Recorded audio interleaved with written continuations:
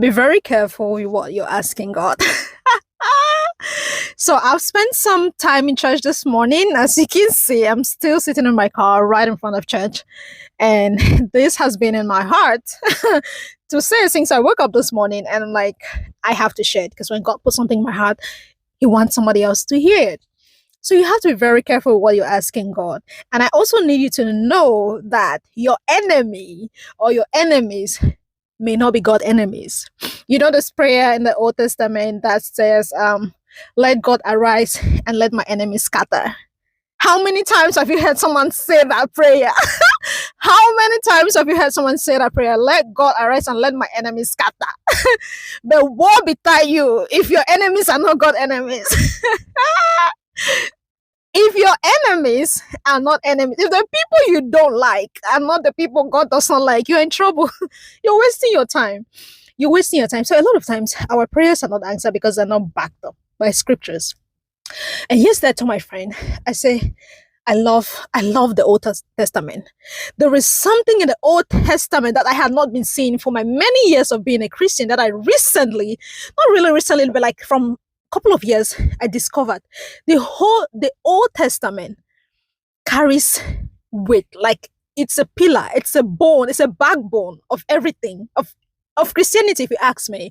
And there is nothing in the New Testament that was not foretold in the Old Testament. So the reason I'm saying that sometimes your prayers are not being answered because they're not backed up by scriptures. Let me tell you something. The Sadducees or the Pharisees, they knew what the ancestors had said. And that is why sometimes when you hear that we were so against Jesus Christ, because the ancestors. Okay, so I was saying the Pharisees cannot accept Jesus as the Messiah, as a king, because they had been told by their ancestors, Moses, that the king, the Messiah, was going to come from the line of David. And David, do you know him? David was a king.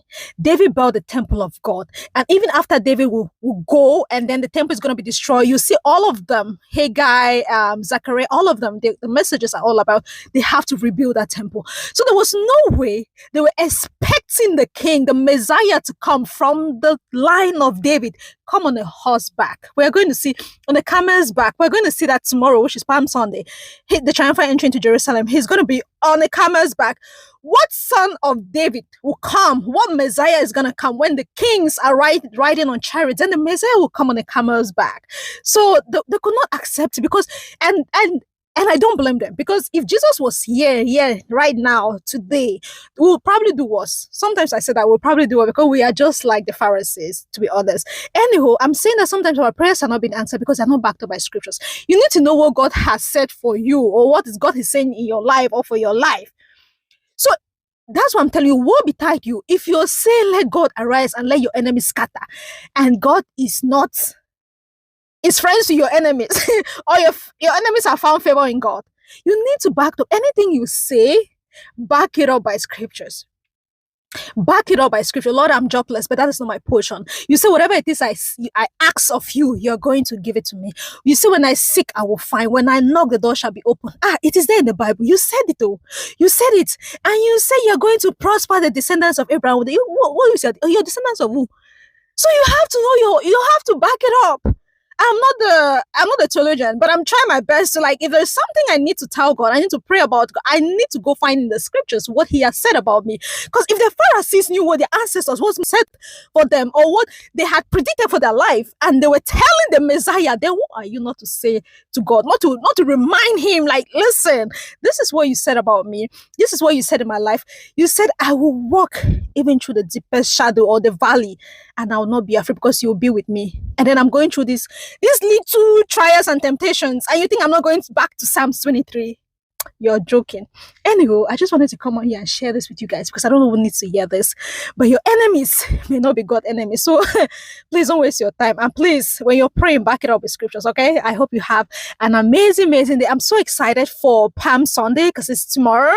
And then let me tell you another thing that it's been on my mind too, because to see that these people, they are just like this Messiah that's saying he's mad. There's no Messiah that will come on a donkey's back. Because remember when Jesus, as we're going to see on Sunday, tomorrow, when Jesus would tell his disciples to go get and you will see, like, in the readings, when Jesus would tell his disciples to go bring a A colt in some Bibles is called a colt. It's a donkey. It's the same thing as a donkey, or like it's a baby horse, I think. But yeah, you get the gist. To go bring and tell them that the master is in need of it, and the master will return it. Surprisingly, they did not. Nobody objected. They gave it to him. And you know what else shocked me in that gospel is that the people who put their clothes on the floor for him to walk on, the palms and everything on the floor for him to walk on, recognizing him as the Messiah. But then again, they did not know he was the Messiah, because you will see less than 24 hours, they're going to condemn this man. They are going to condemn him to death. Because when Pilate would say, "What do you want? What do you want us to release?" Right? This man or the criminal, they're going to say the criminal, because they did not identify, they did not see Jesus as a Messiah that was coming, that was supposed to come, because their ancestors, the picture they had painted for the Messiah to come was nothing like that. But then I was so confused. Like, if you guys gave the donkey, remove your clothes, put on the floor for him to walk on, the next day you guys are saying that crucify him. It doesn't make sense. But then that reminds me again, like, we are human beings, and then the glory of God had not been revealed, because it's going to be revealed, during his resurrection, and everybody's going to come to find out, like, oh my God, it was indeed the Son of Man. It was indeed who the ancestors, who the prophets had said he was going to be, and he was all of these things. And some of them are going to cry, and and rejoice and whatnot. Anywho, I know I've gone a little bit all over the place, but I hope you get the message. You get a message, right? So please make sure whatever it is you're praying, it's backed up. And before you go asking God to send fire and thunder and rain to burn your enemies, make sure they are also enemies of God. Because if it's not, you're on your own. You are on your own. Anywho, I hope you have a wonderful day, guys. I love the Old Testament. Old Testament has every weapon that you need for mass destruction, and I love it. And it has the foundation of everything you're gonna see in the New Testament. It's just a beautiful read, and it's just a beautiful. You really understand how everything the New Testament comes to be. Yeah. Okay. Happy Saturday. The weather isn't looking so good right now, but I'm sure somebody somewhere needs this weather. So, hey, bye.